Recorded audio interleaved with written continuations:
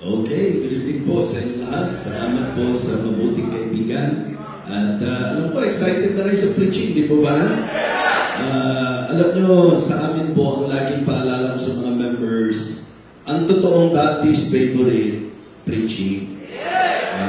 Kumbaga, bonus po yung offering at yun po ay resulta ng preaching, yung mga masasayang pag-aawitan, lahat po yan. Yan po ay bunga ng pangangarap. Pero ang totoong Baptist, ang paborito, preaching. Yan po yung panahon na pagka makikinig na tayo ng preaching, pwede na tayo matulog, pwede na tayo... Okay, so, hindi po. Thank you, Pastor Camacho, and thank you sa Batangas City Christ Baptist Church. So, CBC, okay? So, at ngayon po, hihilingan ko ang bawat isa. Of course, all pastors and missionaries who are present tonight. Isang kagalakan po na laging magkasama-sama at magkita-kita po tayo. Now, sa church po natin, doon po sa Santa Mesa, ay meron din po kaming mga panahon at pagkakataon. In fact, sinasabi ko nga po, halos sunod-sunod po yan dahil may mga missionaries na concern sa kapwa nila missionaries na kapag sila pinapasyal sa amin, magkukwento po yan. Kaya meron pong mga tatawag, meron pong mga papasyal. Sa amin naman po, welcome talaga lahat. Hindi nila po natin na-expect na ma-accommodate natin right away. But God knows, because in my heart, hindi naman po pwedeng nagsasalita po ako sa missions conference na ako mismo walang burden sa missions. Ano po?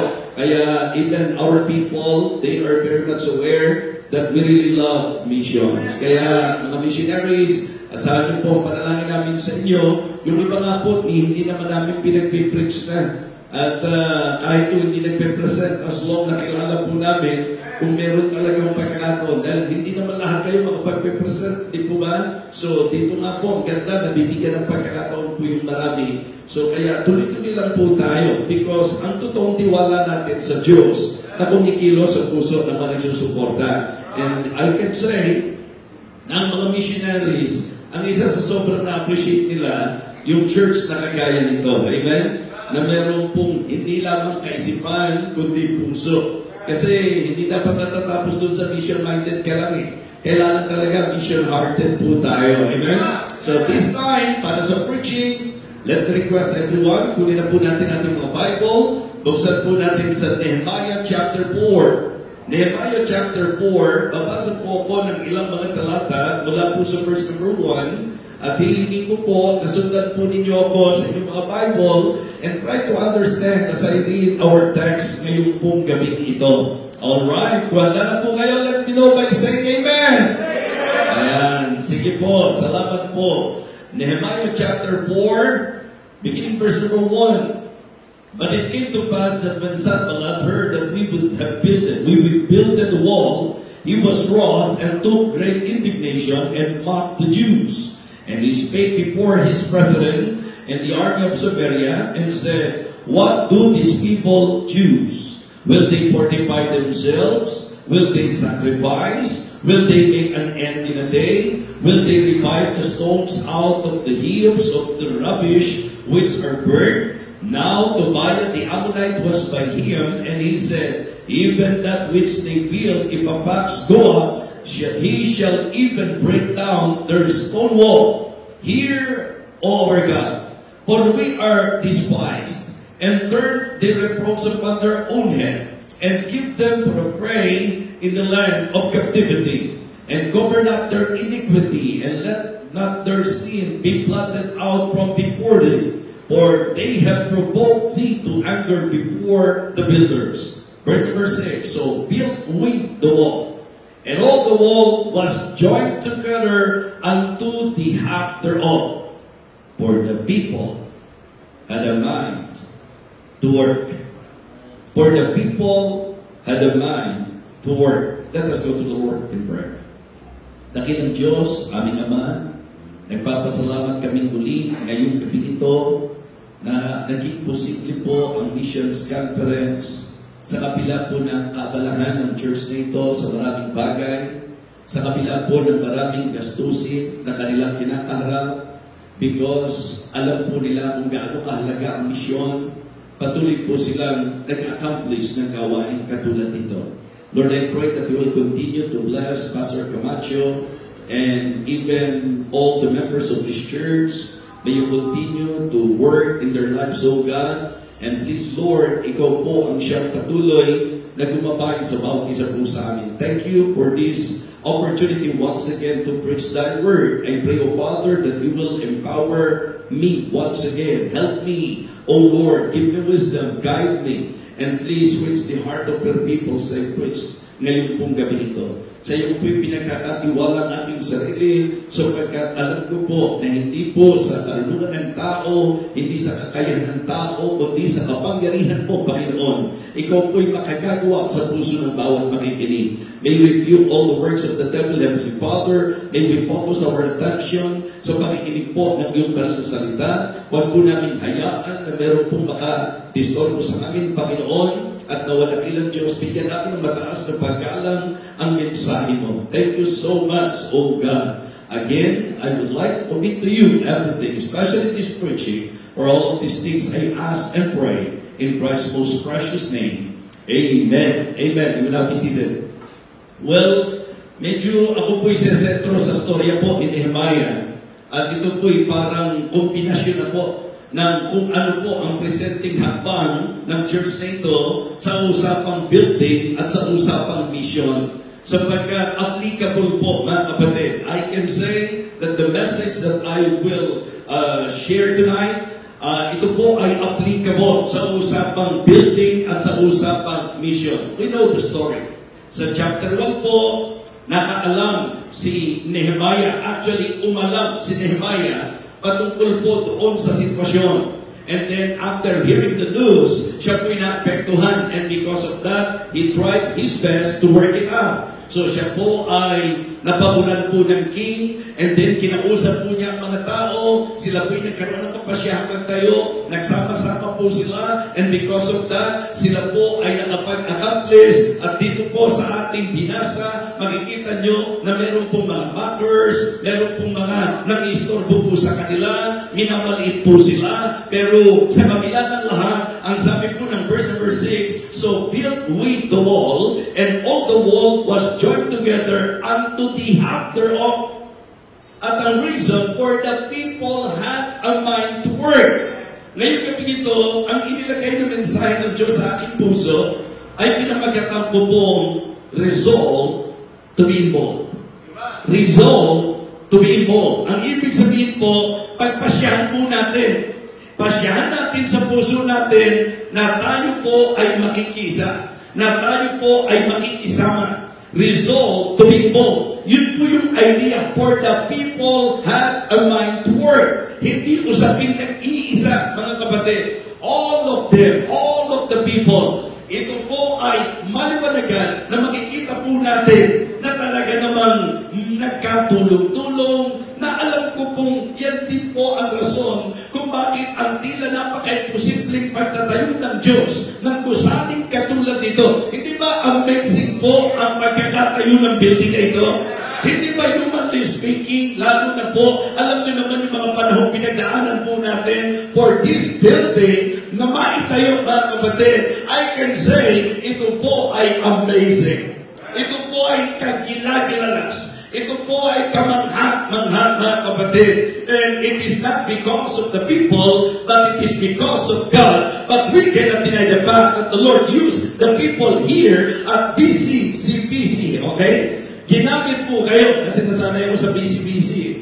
Okay, ngayon po, malinaw po, Batangas City Christ Baptist Church. Mga kapatid, kaya inuugnay ko po way back then. Sa panahon po ni Nehemiah, ang kasaysayan po ng gawain ito, na kung saan po posible po, na nung humagbang na po ang church, sa pangunguna po ng pastor, marahil marami kayong bagay na narinig, marahil meron pong mga masasabi po nating negatibong komento, pero nakakatuwa na sa kabila ng lahat ng iyon, tumayo ang building na ito, at hindi basta building, kundi kahanga-hangang building. Amen? Kumbaga, imagine po natin, hindi pa naman tapos. Diba? Tuloy-tuloy pa rin po ang pagtatayo. And it is good na tayo po ngayong gabi ay mag-challenge na ating pong i-resolve na tayo po ay maging involved. Amen? Importante po yan. Ilang bagay po ang nais kong ibahagi po sa inyo because I believe the story of Nehemiah, ito po ay pamilyar na po sa napakarami. Lalo na kung may edad-edad na po tayong church, kung may edad-edad na tayong Kristiyano, pagka po nag-usap patungkol po sa revival, patungkol po sa building, patungkol sa maraming bagay, hindi po maikakaila na isa po sa gamit na masasabi nating istorya ay ang istorya po ni Nehemiah. So kaya mga kapatid, mga minamahal, I want all of you, to please listen very carefully and take the challenge from the Word of God patungkol po doon sa idea na ating pagpasyahan na tayo po'y makiisa, na tayo po'y makisama. Kung meron pong mga masasayang miyembro sa nakita po nating accomplishment na ito, titiyakin ko po, ito yung mga miyembro na talagang mula sa pasimula na involved at in-involve ang kanilang sarili sa gawain.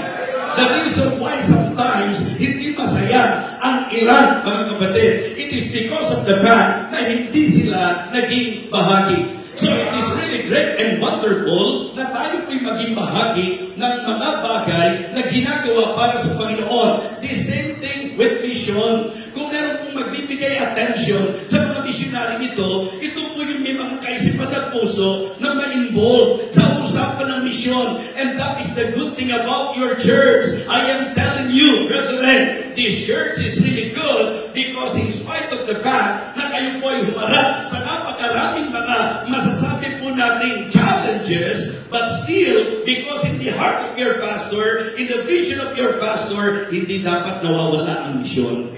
Kaya nga, napakaganda po na tayo'y mag-iisa. Napakaganda po na tayo'y mag-isama. So, ilang bagay po ang gusto kong bigyan pansin po natin patungkol po sa mensahe ngayong gabi. Number one, their enlightenment about their condition. The enlightenment about their condition. Tingnan niyo po ang sabi sa chapter 1. Ang sabi sa chapter 1, verse number 1, the words of Nehemiah, the son of Hakaliah, and it came to pass in the month Chislu, in the 20th year, as I was in Shushan the palace, that Hanani, one of my brethren, came, he and certain men of Judah, and I asked them concerning the Jews that had escaped, which were left of the captivity, and concerning Jerusalem. Okay, listen. Ito pong nakarating ni Nehemiah. Nung siya po'y umalam, nung siya po ay nagpakita ng kanyang malasakit at inalam ang kondisyon ng bayan, malinaw po sa record ng chapter 1 kung nasa anong katayuan po sila. Look at verse number 3. And they said unto me, the remnant that are left of the captivity there in the province are in great affliction and reproach. The wall of Jerusalem also is broken down, and the gates thereof are burned with fire. So, mga kapatid, mga minamahal, magsisimula po ang lahat sa pagkakaroon natin ng kaunawaan at kaliwanagan patungkol sa ating kalagayan. So, dito po mga kapatid, knowing that Nehemiah, if he will just consider himself, siya po'y nasa maayos na katayuan. Pero mga kapatid, sa usapang malasakit at puso sa bayan ng Panginoon, ito pong si Nehemiah, obviously, na ipakita po niya yan sa pamagitan ng kanyang pag-i-inquire. Inalam po niya, ano na ang katayuan ng mga kababayan natin, ano na ang sitwasyon. Mga kapatid, mga minamahal, if we will consider the truth about the mission, hindi ka magkakaroon ng burden sa mission kung hindi mo nakikita yung kalagayan. Just try to imagine. Hindi ba sinasabi natin, nung nakita ng Panginoon yung mga tao, they're scattered abroad as sheep having no shepherd. Hindi ba na-move yung kanyang heart? Di ba? So yung pong mga disipulo po niya, samantalang ang mga kaisipan nila, oh, there are yet 4 months and then cometh harvest. Ang sabi ng Panginoon, lift up your eyes, look on the fields, for they are ripe already to harvest. And you know what? Kung tayo po, lalo na sa kung ano yung sitwasyon natin, halimbawa na lang, okay? Halimbawa na lang, pag-usapan natin ang bansang Pilipinas. Kamusta na ba ang kondisyon ng ating bansa? Iba kundi tayo Kristiyano at mga hawakan sa Diyos, Palagay ko po, sobrang ligalig na po tayo ngayon. Buti na lang, tiwala natin sa Panginoon. Actually po, humanly speaking, hindi natin alam kung saan patungo ang mga sitwasyon natin ito. Mga kapatid, the condition of our country, hindi na po yan maganda, mga kapatid. Kaya kinakailangan magkaroon tayo ng burden, kailangan maliwanagan po natin yan. Kung ano-ano iniisip na solusyon ng mga tao tungkol sa bansa natin, ang solusyon sa bansang ito ay ang mailapit sila sa Panginoon. Amen? Ang solusyon, mga kapatid, kaya nga dito po sa conference na ito, gusto ko rin po na maintindihan at maliwanagan ang bawat na magyembro ng church na ito. Yes, it is good na susuporta tayo sa mga missionaries, but don't you ever disregard na dito sa lugar na kinalalagan natin, tingnan niyo po mga tao, kapag ka po meron silang pagpipista, kapag ka po meron silang mga religious practice, hindi ba napupukaw ang puso natin? Mga tao umaasa sa mali, mga tao nabubuhay sa mali, paniniwalang mali, yung bang ang kanilang mga hope ay masasabi po natin nakasali sa hindi tama.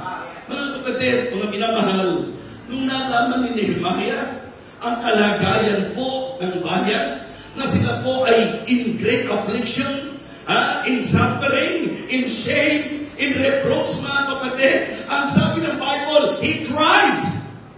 He wept and cried and mourned certain days and fasted. Ay nilip, mga kapatid, itong mga missionaries natin, sila po ay nagkaroon ng burden sapagkat napag-alaman nila ang kondisyon ng mga tao doon sa bansa na kanilang pupuntahan. Sabi ko, may mga pagkakataon kasi pagka yung bansang pupuntahan, ang ganda. Wow! Yung bang ang iisip nila, ang palad naman nila, ang ganda ng country na pupuntahan nila, tatandaan niyo po ito. Ang pinag-uusapan natin sa mission, hindi yung ganda ng country, kundi mga kaluluwa na kahit anong ganda ng bansa nila, mga lihis ang tao, ligaw ang tao, at kailangan po nila ng somebody na magmamalasakit sa kanila. Amen? Actually po, pag iniisip ko how the Lord directed me sa mga missions na ginagawa po natin. Kaya nga kung tutusin po, I am always trying my best to challenge for people to support our mission. And then what I did, because basically, ako po ay dinirect ng Panginoon kasi ang Pinoy nasa lahat ng lugar. Di ba? Filipinos are everywhere. Punta kayo sa mga countries. Ngayon nga, nakita nyo sa Netherlands, di ba? Yung mga nagtitipon doon sa presenteng sitwasyon natin, dahil doon po dinala ang ating pong dating Pangulo. Makikita nyo po, kaya ang biro ko sa missionary natin, ang daming mga Pinoy. Di po ba? Sa usapan ng mission, yes, it is good to have burden doon sa mga nationals, pero hindi ibig sabihin yan, disregard natin yung mga Pilipino na nandoon. Diba? Every opportunity na ibibigay ng Panginoon sa iyo. Hindi ba dapat lalo kang magkaroon ng burden? Mga kababayan natin yan pumunta sa ibang bansa, yung iba nakala nila, if they are earning good, araglado na po yun. Still, importante yung kaluluwa nila. And I am very happy because of God's direction that when I realized that we can use even the technology in proclaiming the message, the Lord was able to somehow lead me na magkaroon po ng mga missions and churches sa iba't ibang bansa. Alam niyo, na-amaze ako eh. Alam niyo po bang ang gawain natin sa France, kasi yan ang taon-taon sa Paris, alam niyo kung nasa ilan na po sila? Mga around 160 to 180. Most of them, Pilipino, mga kapatid. Alam niyo kung bakit? Hindi ba sabi nga ng mga nagte-testimony kanina? Alam niyo yung isang challenge pag mission na sa ibang bansa, you need to know their language. Paano ko po gagawin yan? Alam ka naman mag-aaral ako ng Italiano, mag-aaral po ako ng Francais, mag-aaral po ako ng, di ba? Iba-ibang lugar po yan eh. Mga kapatid, alam nyo nakita ko, sigurado pagka ang Pinoy, naka-base na po doon, marunong yan ang language nila. And if you, di ba, win them to Christ, kung mawin mo sila, kaya kahit pa paano po, may mga national na rin po kami nagiging convert, mga kapatid. At basta ganun po, walang particular, Diyos ang maglilid. Huwag yung sarili nating pananaw. Ang gusto kong makita natin, kung ang pag-uusapan, kondisyon ng tao, hindi iba-iba. Maaaring iba-iba ang nasyonalidad, pero isang kondisyon ng tao. We are all sinners before God. And because of that, pupunta tayo that will share to them the gospel. Amen? That will tell them about the good news. Mga kapatid, the enlightenment about their condition. Anong kalagayan ng mga tao? Pangalawa, magandang makita po natin the encouragement to come together. Okay? Tingnan nyo sa chapter 2. Di ba? Basahin natin ulit. Sa chapter 1, ang sabi po ng verse number 3, nung tinanong po si Hanani at yung ilan sa mga kapatid at kababayan, ang sagot po nila, and they said unto me, the remnant that are left of the captivity there in the province are in great affliction and reproach. The wall of Jerusalem also is broken down, and the gates thereof are burned with fire. And it came to pass when I heard these words that I sat down and wept and mourned certain days and fasted and prayed before the God of heaven. So, ang nakikita ko po talagang isa sa susi, yung ikaw mismo, makita mo yung kalagayan. Okay? Nung nakita po ni Nehemiah ang kalagayan ng mga tao, doon po tumindi yung kanyang burden. Umiyak siya sa Panginoon. Mga Kristiyano, pag iniisip ko po kung nasaan na ang Batangas City Christ Baptist Church ngayon, iniisip ko po kung paano nagsimula ang lahat at kung saan nagsimula ang inyong pastor at kung ano yung mga sitwasyon at mga challenges na naranasan bago tayo dumating sa kung nasaan na tayo ngayon. Yun po ang reason kung bakit dapat ma-appreciate natin ang man of God. Yun ang reason kung bakit dapat nakaback up tayo sa man of God. Because yung mga marami po sa atin, maybe you are now enjoying kung nasaan na tayo ngayon. But I believe, yung mga nauna, yung mga nung nagpa-pioneer pa lang po dito sa gawain dito, alam nila yung mga moment of tears, testings, yung lahat ng mga challenges na dinaanan. Di ba? Mga pastors, nagsisimula tayo ngayon, di po ba? Palagay ko, hindi pa naman kayo nagpa-project muna, nagpa-plano ng ganitong building. Okay? Dahil pagka sa level natin, nagplano tayo kaagad ng ganito, baka kung saan po tayo pulutin. Ano?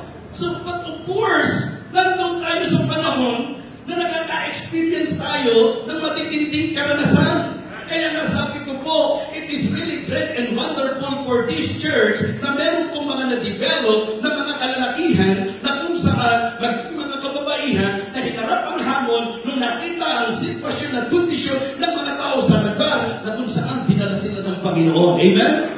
Kaya i-appreciate din natin itong mga pastor na ito. At tayo naman po, it is good na makita niyo po na mismong dito sa inyong pinagmulan kung ano ang mga dinaanan. At sa lahat ng ito, ang isa sa naging susi ay ang magkaroon ng tinatawag na pagkakaisa. Amen? So because of that condition, what Nehemiah did, he gathered the people. Inipon niya yung mga tao. At nung naipon niya yung mga tao sa chapter 2, please look at verse number 17. Ang sabi po, mga kapatid, ng 17 and 18. Then said I unto them, Ye see the distress that we are in, how Jerusalem lieth waste, and the gates thereof are burned with fire. Come, let us build up the wall of Jerusalem, that we be no more a reproach. Mga kapatid, ang unang binigyan natin ng diin is about the enlightenment, okay? Enlightenment about their condition. And then, he pointed that out to them. Sinabi niya doon sa mga tao, you see the distress that we are in? How Jerusalem lieth waste, and the gates thereof are burned with fire. Come, let us build up the wall of Jerusalem, that we be no more a reproach. So this is actually an encouragement for them to come together. Di ba?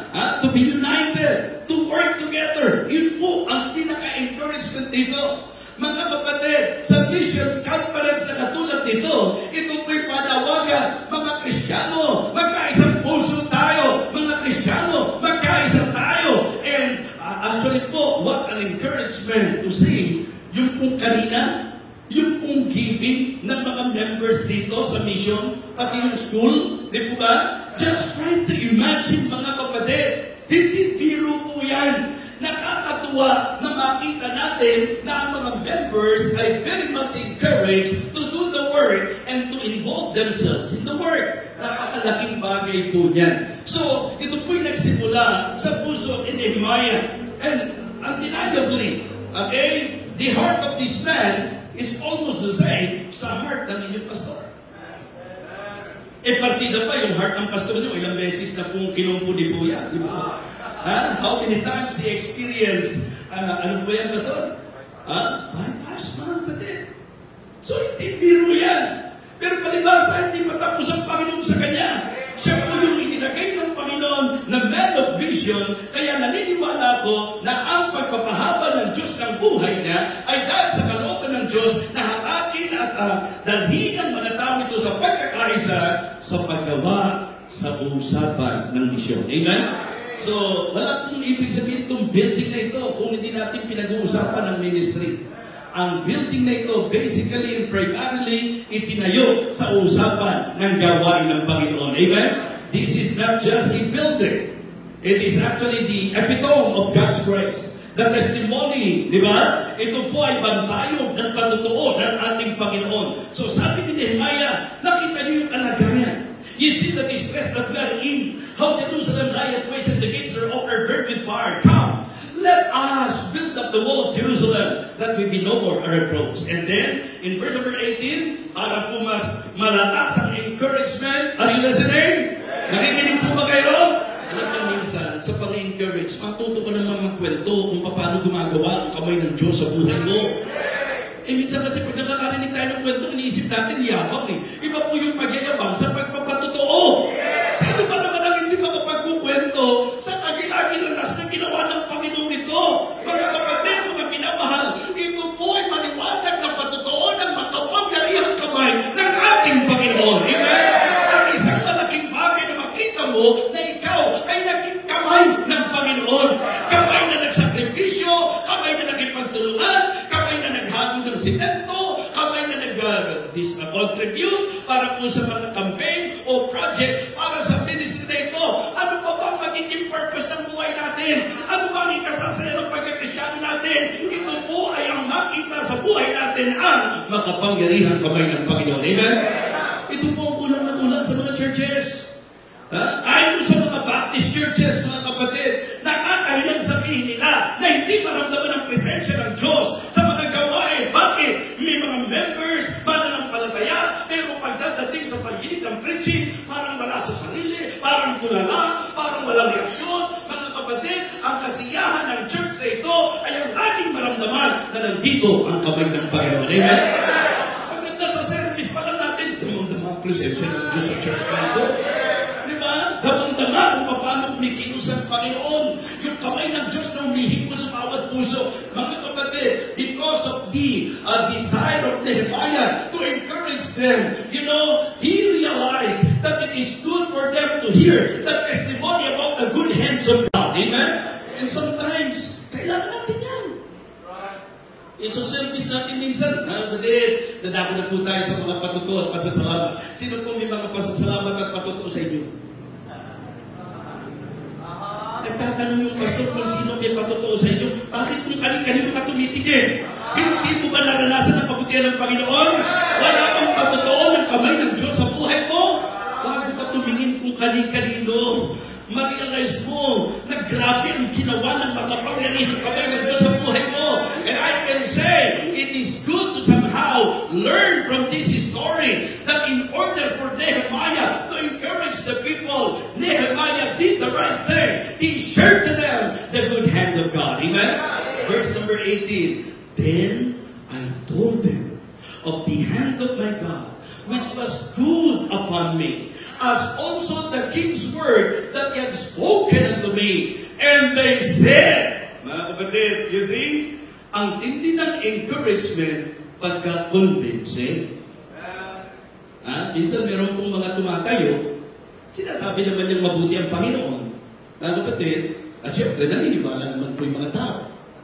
Pero ibang-iba po yung nagte-testimony na habang nagpapatotoo sila, aware ang mga tao at obvious sa mga tao na yung nagte-testimony, mayroong makapangyarihang kamay ng Diyos. Yes. Ipatutuwa nyo sa kanila na kahit na involved kayo sa building na ito, hindi tumigil ang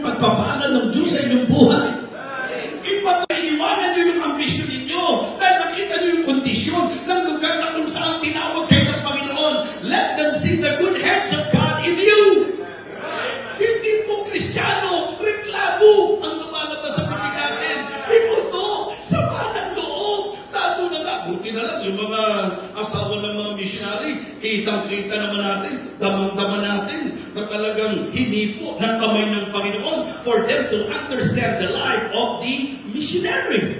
Diba? Grabe po. At yun po mga kapatid, nakakamog po yun.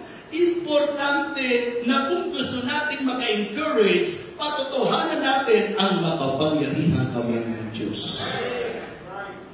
Sarap isang araw, itong mga missionaries na ito, magkukwento sila ng mga imposibleng bagay na naging posible. Amen? Mabanggit ko lang, Ate Madoy, kasi pag nakikita kita, yun yung talagang nung time, dahil isa ka sa talagang specifically ipinag-train ko sa Panginoon. And the hands of God was really good. Tingnan niyo po siya, hindi niyo po mababanaag. Mas buka pa kung may sakit sa kanya. Hindi ko ba sinasabing wala ang mabuting kamay ng Panginoon. Ang ipinopoint out ko lang po, lahat tayo may kwento tungkol sa mabuting kamay ng Panginoon. Di ba, Ate Josie? Marami tayong kwento tungkol sa mabuting kamay ng Panginoon. Di po ba, Pastor M? Mga missionaries, mga pastor, ang dali-dali man ang pinuntahan nyo. Hindi ba nakakatakot yan? Hindi ba kailangan mo talaga ng tibay ng loob kung isuko nyo ang buhay nyo sa Panginoon? Pero tingnan nyo, makamukha ba kayong pinabayaan? Oo naman. Makamukha ba kayong pinabayaan?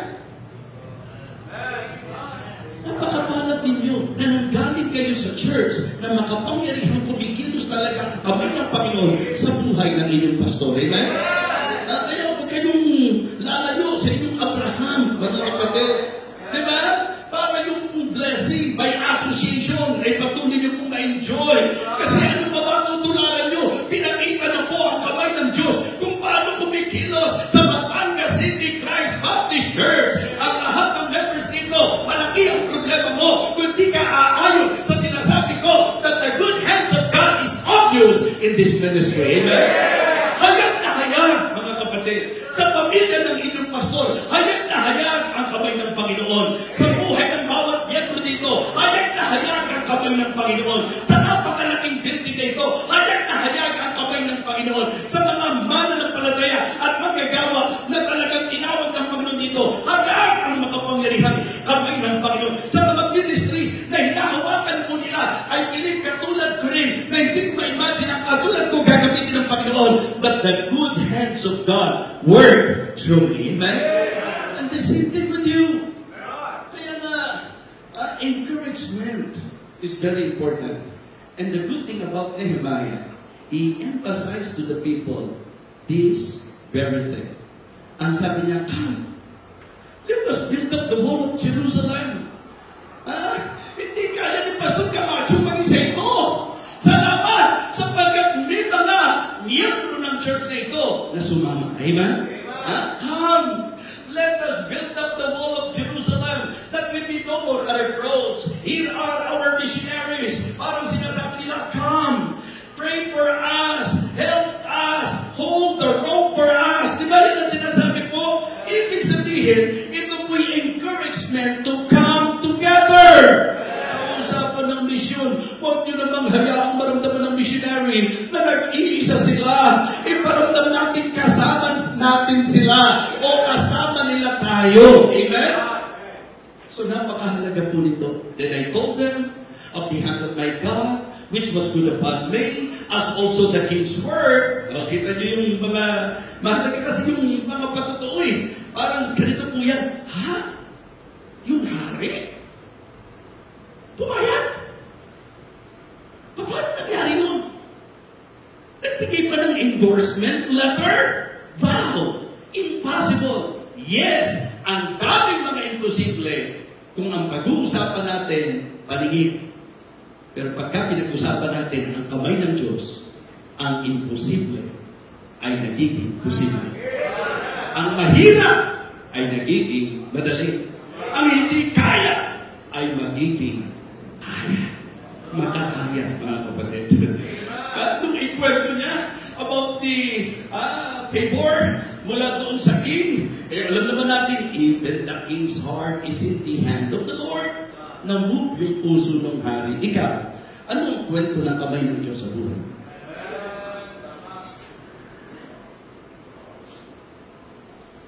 Kundi kaya sa kamay ng Diyos, sa ganitong klase ko, makapagsisimula kaya ng gawain sa mundo, makapagsisimula, alam ng mga missionaries ang hirap bago ka talaga, kailangan mo mag-deputation, kailangan mo pumunta sa maraming churches, pero blessing na yung kamay ng Diyos, dinisenyo na po ang inyong lingkod na through technology, mapapangyari po yan. At sabi ko nga sa inyo, hindi ako yan, kamay ng Panginoon yan.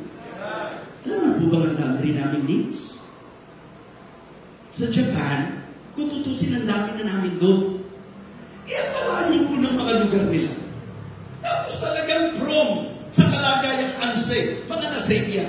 Kaya pag pinupuntahan po ni Pastor Marche yan, ngayon po si Pastor Boyang nandoon, ang hirap po, grabe po ang expenses, Pastor. Pag pupuntahan po namin yung ministry po dyan, at kung tutusin po, kami ay ka-suporta, kaagapay namin, at kaagapay kami ng ABC. Pero hanggang kaya ng church, sinisikap namin na kung masusuportahan namin yung aming missionary, para sa iba na namin may tulong, at sa iba na may tulong, nung ABC kung ilan pa. Mga kapatid, alam niyo po, nakakatuwa na yung mga nasa state doon, sa kamay ng Diyos, sila mismo ang nagsusupport sa kanilang sarili. Just for all of you to know, because sometimes, because of what God is doing in my life, people are thinking, kasi may ministry at abroad. Mga kapatid, kung tayo man ay nakalive ngayon, I can confidently say na sa lahat ng ministries namin abroad, hindi po ako tumatanggap ng support sa kanila. Hindi po ako tumatanggap ng support sa mga missions namin abroad. Hindi po. Malaking bagay na po. Dahil hindi naman namin kaya na supportahan po yung mga gawain doon. You know what we did? We encourage the people to support themselves. Why? Kasi working naman po sila doon. Okay? So iniisip nila, Pastor, paano po kayo? Di ba? Sabi ko, kung sino yung tatayong missionary dito, kung sino yung tatayong pastor dito, yun ang supportahan nyo. And praise God, because sila po sa kanilang encouragement ang nagsusupport na po sa kung sino po yung nangunguna sa kanila. Amen? Kaya yun po yung reason kung bakit talagang ako po para sa akin, ibang-iba talaga ang gawa ng makapangyarihang kamay ng Diyos. Now, just to clarify to everyone, hindi po ako against na kung may ministry tayo sa abroad, susuportahan tayo. Pero sinasabi ko lang po na ang ating pong mga bagay na ine-enjoy sa buhay ko sa ministry, ayoko pong mapunta sa iba. Ang merit, mga kapatid, una sa kalwalhatian ng Diyos. But the reason why God is able to somehow provide my needs, it is because of the members of the church who are very supportive to me as their pastor. Lagi ko pa po sila naiiwan. Kaya nga si Pastor Norman Cardula na po ang resident pastor natin doon.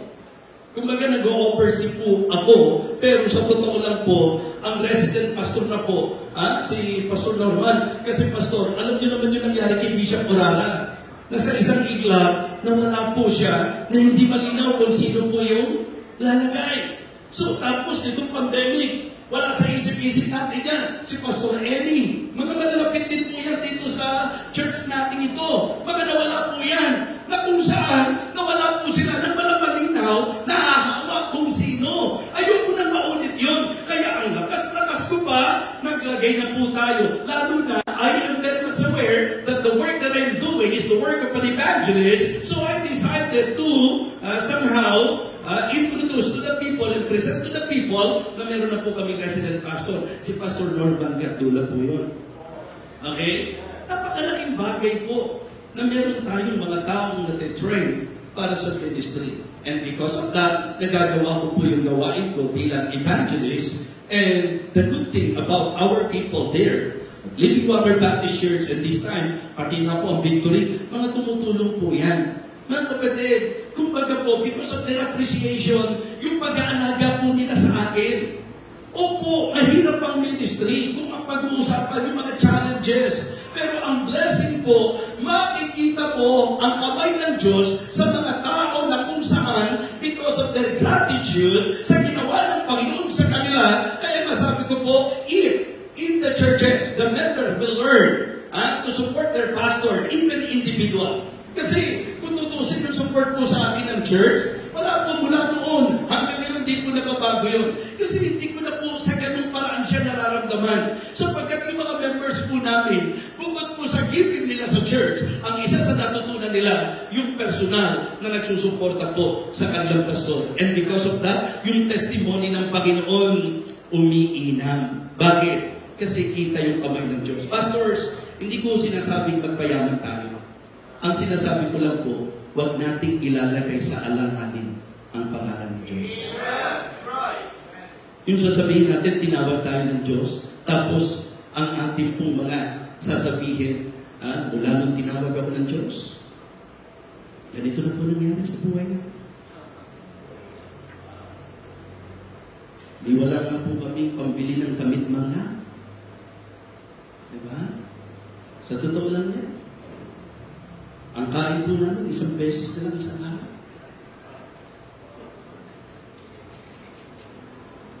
Mabuti na patunayan natin sa kanila, when God calls, He lives.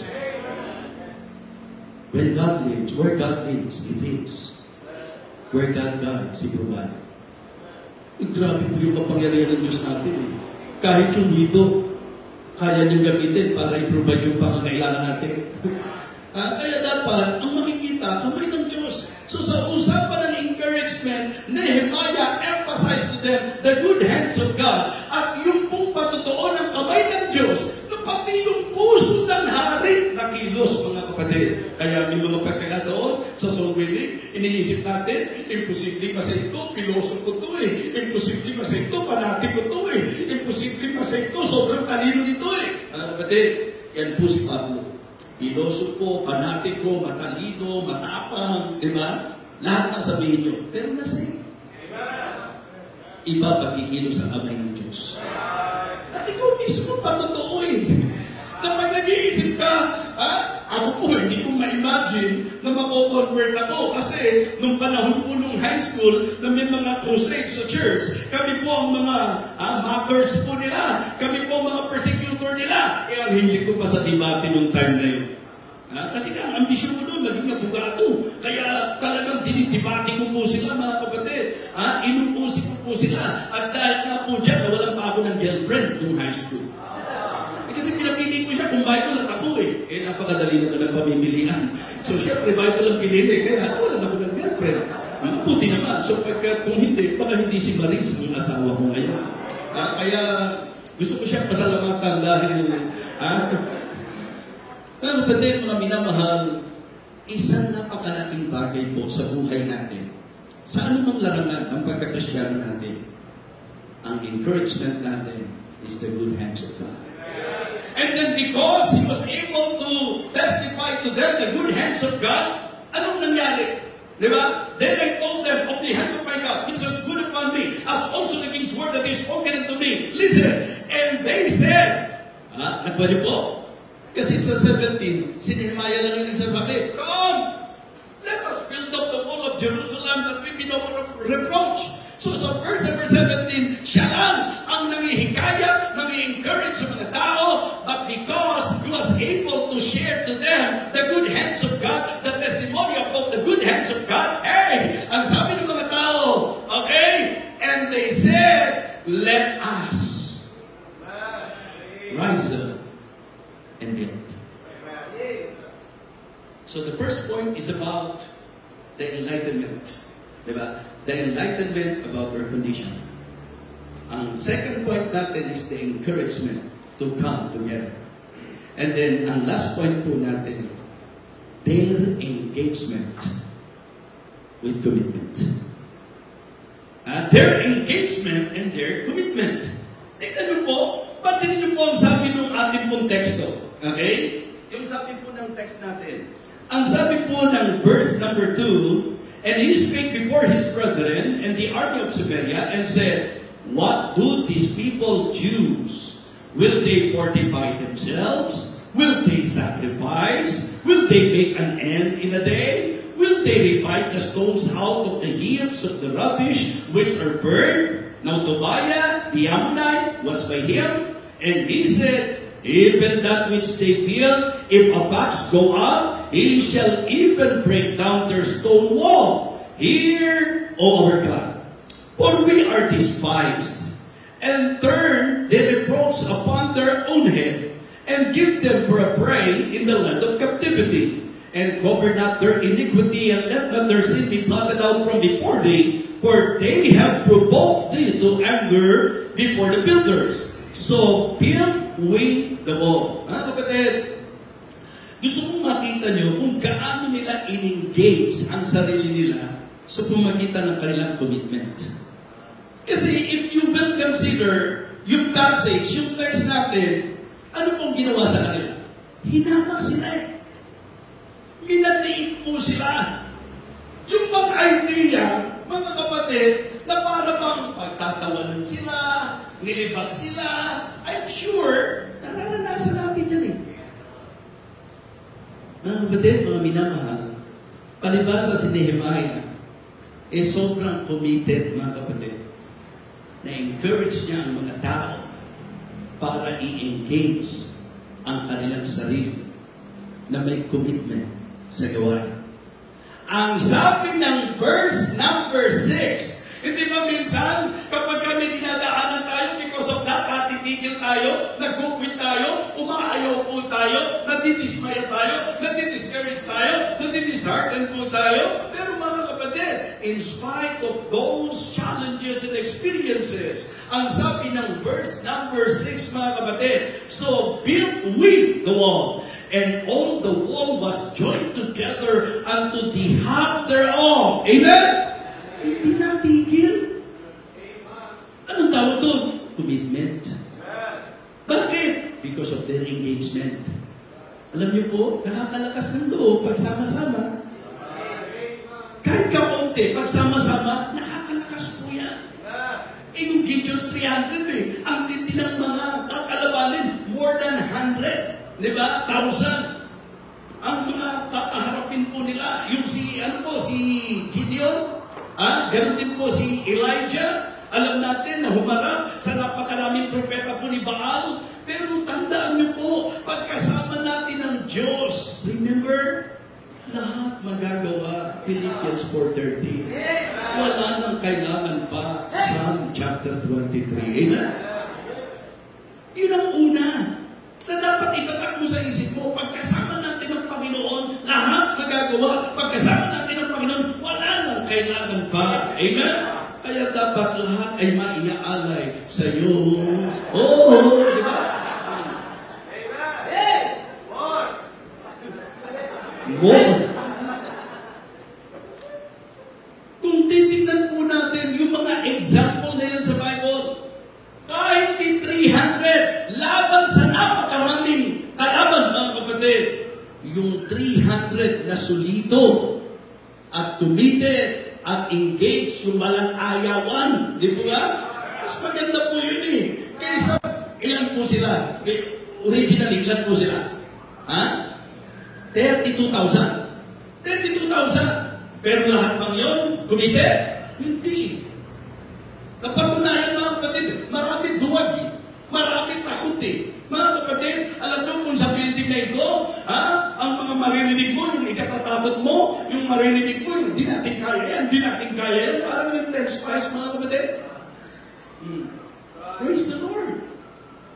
300 sila, pero nagtagumpay sila. Amen? Iba talaga kapag ka nagkakaisa. Mga kapatid, ito ang ipinakita nila. Yung engagement nila at commitment po nila, yun ang reason kung bakit sa kabila po ng difficulties, they did not stop. Diba?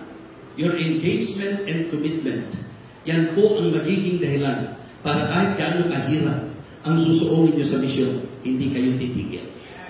Diba? The difficulties did not stop them. Yung hirap, mga kapatid, hindi madali ang naging sitwasyon nila. Niliwanag po sa atin, tupok ng apoy, yung gate, bagsak po yung wall. Hindi po madaling trabaho yan. Napakahirap niyan. Kung ang ating pong inuuna ay ang isipan, ang hirap naman, tinatawag ako ng Panginoon, ang hirap sa bansa ngayon. Tinatawag ako ng Panginoon, ang hirap ng buhay ngayon. Pagka puminagipay natin ang hirap, hindi ka susunod. Pero kapag ikaw, ang engagement mo at ang commitment mo, matindi sa Panginoon, even difficulties, hindi yan magpapatigil sa'yo. Nung kami po'y mga tinawag ng Diyos, kung nag-by-side kami, sa lahat ng hirap na naranasan namin, yung father ko po, persecutor ko na yan, lalo pa niya akong pinersecute nung nakita niya kaawa-awa buhay namin nun. Kasi grabe po ang training namin. Dumaan po kami sa matinding training na sabi ko nga, hindi coincidence yun. Kasi ang Panginoon ang nag-determine. Yung klase ng training na yun, way back then, parang gusto ko magreklamo, parang negatibo ako sa akin pong pagharap doon sa mga naging trato sa akin, nung akin pong pastor, yung training po niya sa amin, parang gusto ko siyempre reklamuhan mga kapatid. But you know what? Sa ginawa ng Panginoon sa akin, na-realize ko kung bakit sa ganong klaseng training niya ako tinaan. Kung lumigay ako sa hirap, mga kapatid, maraming accomplishment na hindi na-accomplish. I praise the Lord sapagkat hindi ako pinahinto ng lahat ng kahirapang naranasan namin. Naalala niyo yung kwento, di ba? Na napagbintangan pa kami, nakala nila ang doktrina ng Baptist, bawal sumakay.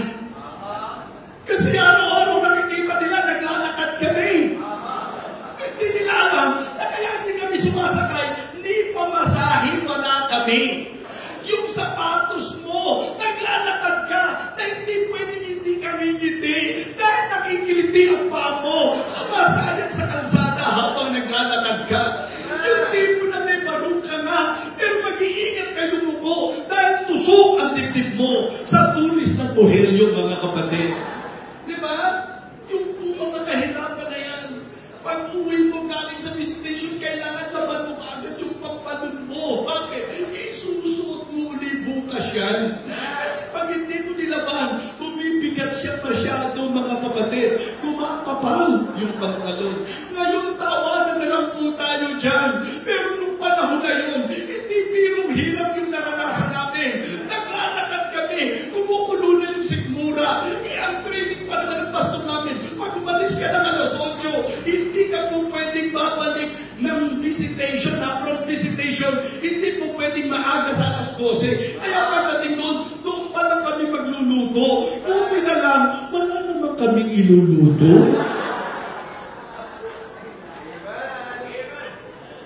Alam niyo, paborito ko noon? Kanin. Nalalagyan niyo po ng mainit na tubig. At saka niyo po bababaran ng matamis na bato. Sarap mo.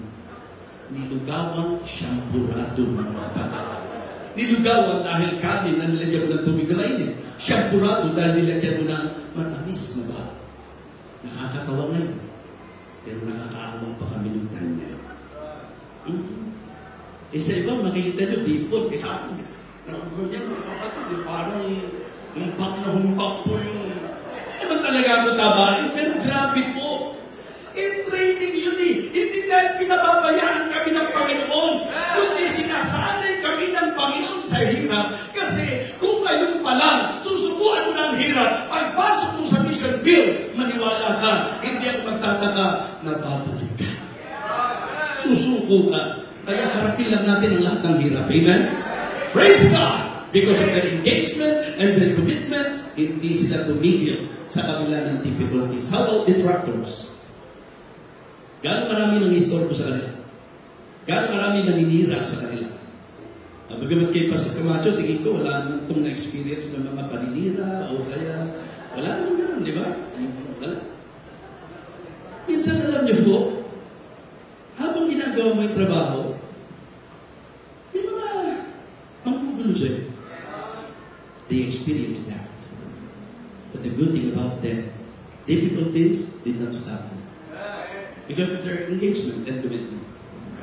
Listen, detractors, they did not stop them. Kasi sa totoo lang, ang tama kasi, habang alam mo na kalooban ng Diyos ang ginagawa mo, tuloy ka lang. At huwag kang magugulat kapag kami nang gugulo. Kasi may Diablo eh.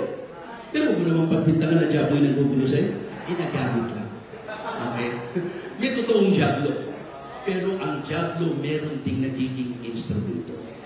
Ang kapatid, when I decided to surrender my life sa full-time ministry, ang kapatid, sa totoo lang, kung di ako seryoso, kung di ako nakapokus, doon sa mga nangi-istorbo sa akin, sa mga nanggugulo sa akin, at kung ano yung mga sinasabi nila, mga kapatid, ganun yung naranasan nila. Ang daming mga pinagsasabusapan po nila.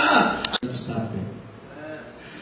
Alam niyo, sabi ng mga nandidiscourage sa kanila, yung ginagawa nyo yan, sa totoo lang, alam ko, yung mga nanggugulo sa kanila, magre-repente kayo, no? Gagawa kayo ng mga bagay na yan dahil gusto nyo maging lakal kayo, at meron kayong masamang binabala. Tapos, naligid. Yung ginagawa nyo, tabuan lang ng sora yan. Diba? Bagsak yan. Guho po yan. Kapatid, gusto kong sabihin sa inyo, na sa lahat ng ginawang pangistorbo, sa matinding hirap ng hamon sa panahon ni Nehemiah at ng mga kababayan niya, mga kapatid, sa kabila ng mga pang-discourage sa kanila. Sabi nga ni Nehemiah, wala naman talagang ganyan. Kaya nyo lang sinasabi yan para papahinain ang loob namin.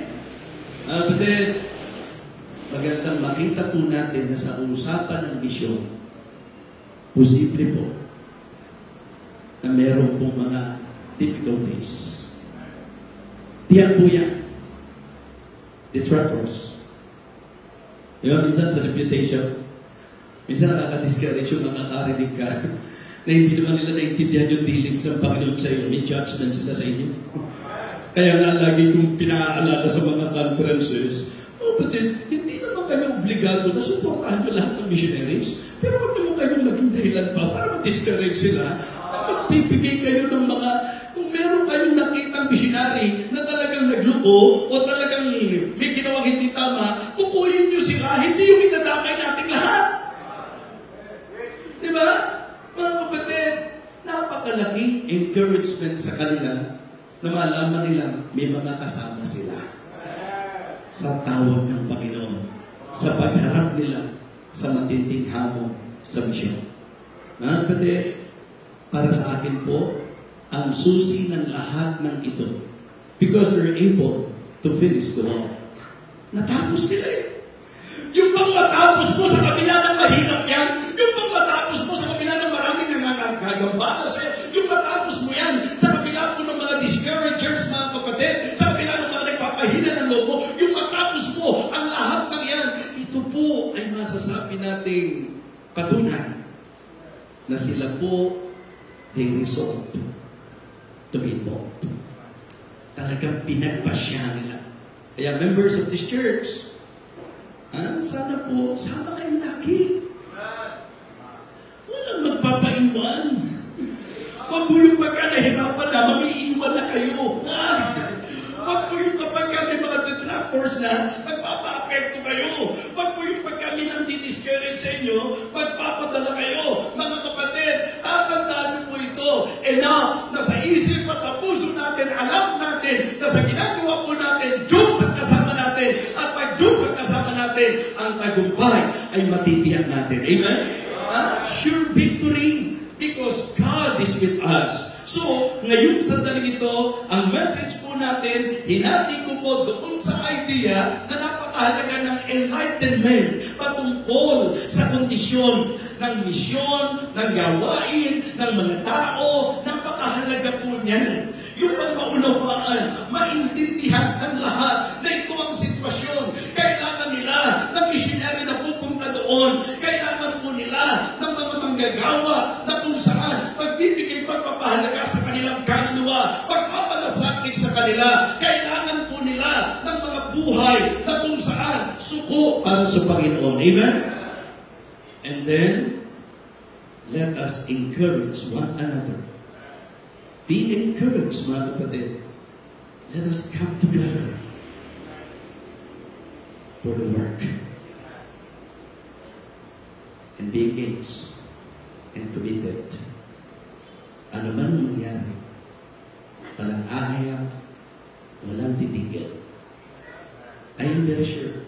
Hindi biro yung mga, hindi po para takutin kayo. Kasi reality po yan. Sa Pinas lang. Very challenging ang ministry. How much more? Pupunta kayo doon sa lugar na hindi yung kakultura, hindi yung language, mga kapatid. I mean, ibang-iba. Pero ang lagi nyo tatandaan, una, kasama nyo ang Panginoon. At may mga kasama kayo na hindi lang mananalangin sa inyo, kundi susuporta sa inyo. At hahawak ka ng lubid habang kayo ay gumagana ng tawag ng Diyos sa inyo. Mga kapatid, resolve to be involved. No matter what, whatever it takes, stay and stick. Just keep on. Let us do the work together. At anuman po ang maging sitwasyon, ang hawakan natin na Diyos ang kasama natin. Let us develop the attitude of always, diba, sharing and testifying the good hands of God sa bawat mga nakakausap natin. Everybody stand up, please. The altar is open. The message is clear. Habang tumutugtog po, kung may pagkilos ang Panginoon sa iyo, may mga realization ka, lalo na po sa ididiin po natin na tungkol sa naranasan mong makapangyarihan at mabuting kamay ng Diyos, na dapat lang napasalamatan natin sa Kanya, patutuhanan natin ito, at tayo po ay magkaisa, magkasama sa ating pong namukunawa ang kalagayan ng misyon, sa ating nakikitang kalagayan ng gawain ng Panginoon. Let us be willing na maging instrumento ng Panginoon. Sige po, the altar is open. Nasa likod, nasa harap, sa gitna, saan man po tayo. Before we end this message, it is good to somehow respond if God is talking to you and if the Holy Spirit is convicting you. Sige po, bukas ang altar. Not to force anyone. Pero maganda lang po na matutunan natin na tuwing namumusap ang Diyos, matuto tayong tumugon sa Kanya. Naiintindihan po ba natin ang ibig sabihin ng gawain ng Diyos? Nakikita po ba natin ang kalagayan ng mga tao na nanganganak at walang pastor? Mga tao na kung saan walang katiyakan ng kaligtasan. Mga buhay na pariwara na nangangailangan ng mga manggagawa na handang tumugon sa tawag ng Panginoon. And it is good na bawat isa sa atin, maging gawin po natin na laging patutuhanan ang mabuting kamay ng Diyos. Maganda po na bilang church, magkaisang puso tayo at magsama-sama po tayo, na tayo po ay tumayo at magtayo. Let us rise up and build. Napaganda po na magkaroon tayo ng resolution na anuman ang mangyari, ako pagiging engaged at committed sa gawain ng Panginoon. Sige po, just pray. Continue to pray. Talk to God bilang tugon ng iyong puso sa mensahe. Pastor Eric, please. Ay, patuloy ng manalangin. Mga kapatid, hindi ba dapat lamang natin pasalamatan ng Diyos sa kapangyarihan ginawa niya sa buhay natin? Why don't we come to God tonight? Come to the altar tonight and say, Lord, thank you very much. Ikaw po ang siyang gumawa kung bakit ako'y nakatayo, kung bakit kami nakapagtagumpay, kung bakit kami ganito ang aming katatayon ngayon, sapagkat hindi mo kami iniwanan. Ito po yung pagkakataon sa atin, pwede lang isang mabuting bagay ang pasalamat sa Panginoon. Isang mabuting bagay ang gumawa ng commitment.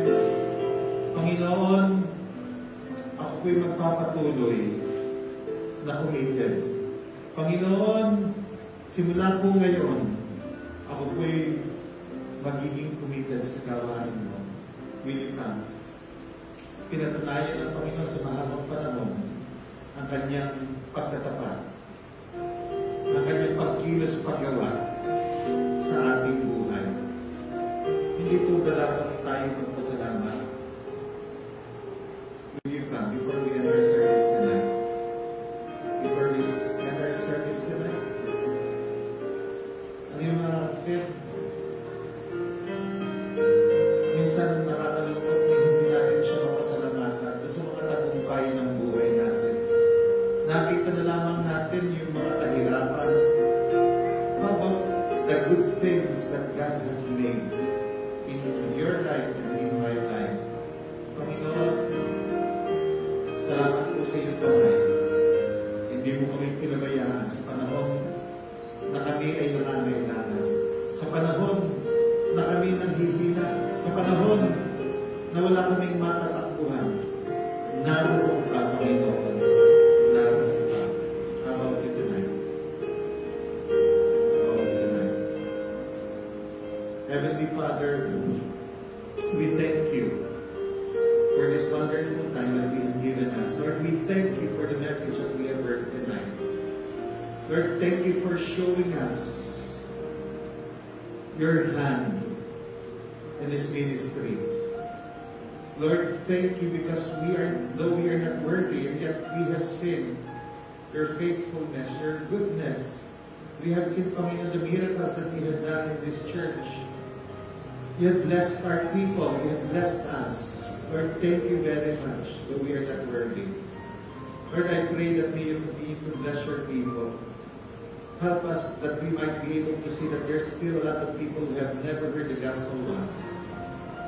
Lord, help us that we will always see that people are perishing without the Word of God.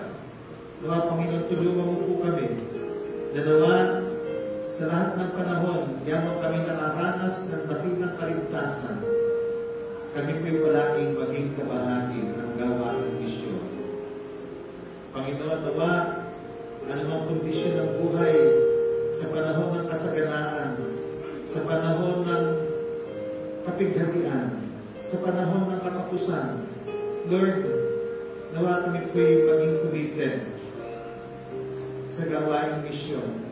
Sapagkat alam namin na alaman mo ang aming katayuan at hindi mo kami iiwanan.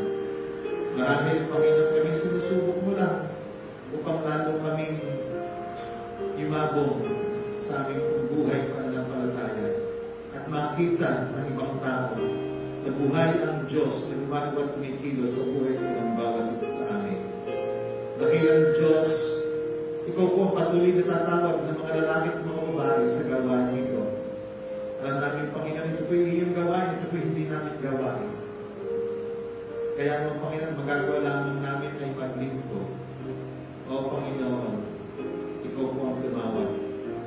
At Panginoon, narito po ang iyong mga anak, hindi ko po alam ang kanilang mga dalangin. Kayo po ang tumugon sa kanila pong mga dalangin. Pagpalagi po patuloy ang aming tagapangaral. Salamat po kay Pastor Freddy. Salamat po sa kanyang puso. Sa lahat ng panahon ay naroon upang ma-encourage sa mga mananampalataya maging dito sa Batangas City.